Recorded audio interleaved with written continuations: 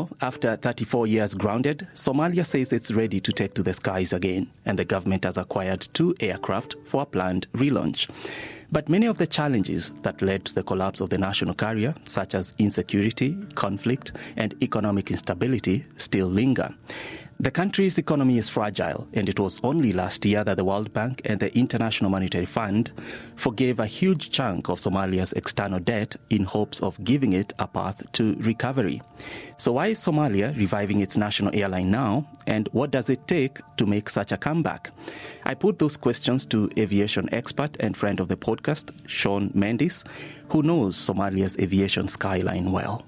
A national airline is pretty much any airline that wants to wrap itself in a branding of the national entity or the national ethos. There used to be a joke that the test for independence when an African country got its independence back in the 1960s was you had to have a flag, you had to have an anthem, and you had to have an airline. And it seemed that, as African countries began getting their independence, every single one of them wanted to set up a national airline and begin running flights to the old colonial masters, whether that was London or Paris or Lisbon or wherever else. But in due course, as commercial realities came to play, I think a lot of these African countries began to realize that running a national airline is something that's very good in terms of drumming up national sentiment, but it's also a very expensive thing, especially when you don't have economies of scale. So, in the 1960s, like you said, an airline was probably part of national pride. Would that be why Somalia needs to bring back Somali Airlines?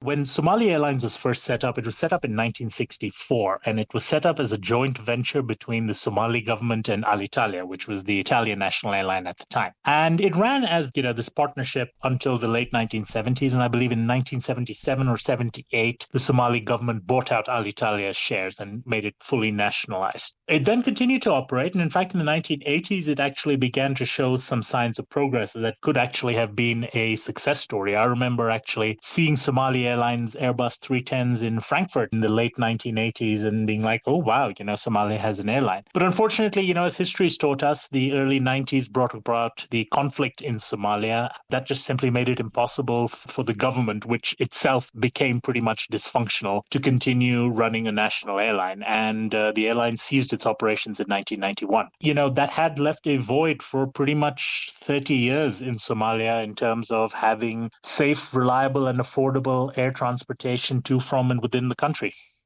So they have bought a few planes, the government in Somalia, to kickstart this airline once again. Is it a good idea, everything considered, the fact that you said there are commercial realities that do hit countries once they start running or putting these planes in the air, and probably the money doesn't come as expected?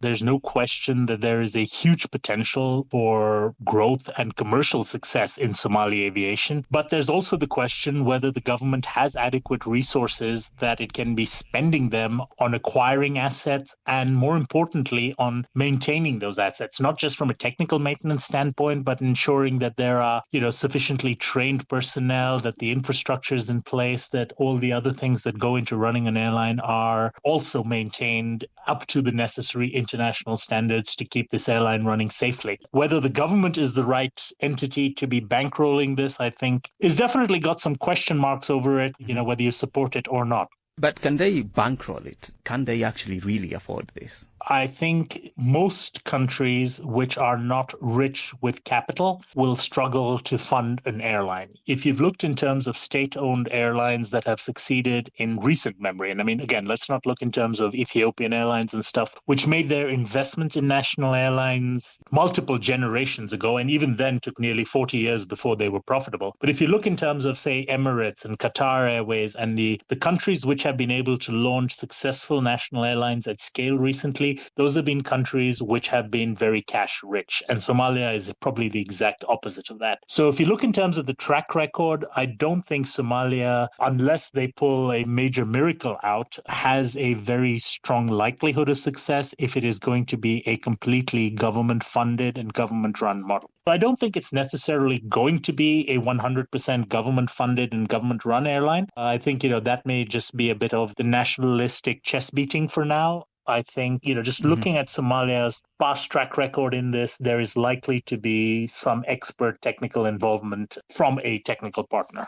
Let's talk about that huge potential that you alluded to earlier in the conversation. What exactly is it? Where does the government see success of this airline sometime in the future? The security situation, as well as the distances and the lack of good ground infrastructure, means that if you're trying to get from Mogadishu to Bosaso or from, Hargeisa down to Kismayo, the only really practical way of getting between these points or moving goods between these points is via air. So if you're able to focus on bringing in international standard to the Somali market, I think the potential is definitely there, and there's a potential of even being profitable. Consequently, the potential of a strong, robust domestic air transport network in Somalia is potentially even an essential utility like electricity and water service and so forth. It could be considered as that from a strategic perspective. It really would help bring together Somalia as a nation rather than being a bit of a fragmented setup as it currently is. Thanks to Sean Mendes, an aviation expert.